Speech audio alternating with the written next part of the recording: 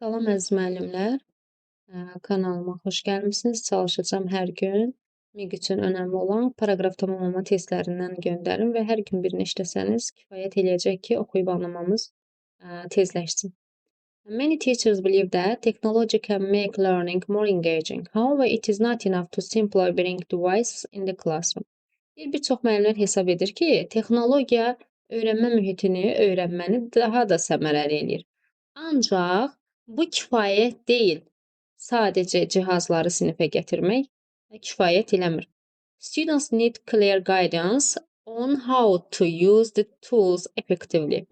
Deyir, şagirdlərin ehtiyacı var ki, bunlara bir aydın təlimat verilsin ki, bu cihazlardan effektivli necə səmərəli istifadə eləsinlər. Və boşluq qoyulub.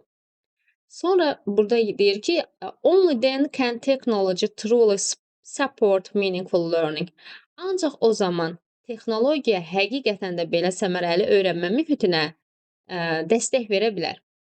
Demək ki, biz burada əvvəlki cümləyə baxmalıyıq. Bunlara deyir ki, aydın təlimat lazımdır, necə olsun və sonra o fikir onu dəstəkləməlidir ki, bu sonuncu cümləmiz də ona uyğun olsun. Gəlin variantlara baxaq. Most students prefer using their phones instead of school computers. Deyir ki, əksər uşaqlar üstünlük verir məktəb kompüterlərindən çox telefona. Görürsünüz ki, bunu tamamlamır, uyğun gəlmir.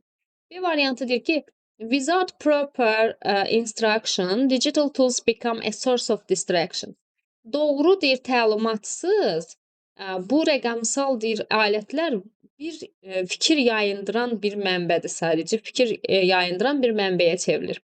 Bax, bu bir variantı necə də məntiqli olaraq bu cümləni tamamlayır. Deyir, uşaqların ehtiyacı var ki, onlara təlimat verilsin, necə istifadə eləmək. Yəni, gətirib cihazları yığmaqla deyil.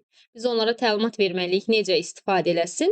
Əgər deyir ki, siz orada doğru instruction olmasa, göstəriş olmasa, yəni bu alətlər sadəcə bir fikir yayındıran bir mənbədən başqa bir şey olmayacaq. Sonra da cümləmizə bax, ancaq o zaman bu öyrənmə mühiti dəstəklənə bilər. Gördünüz? B variantı tamamladı. C variantına baxaq.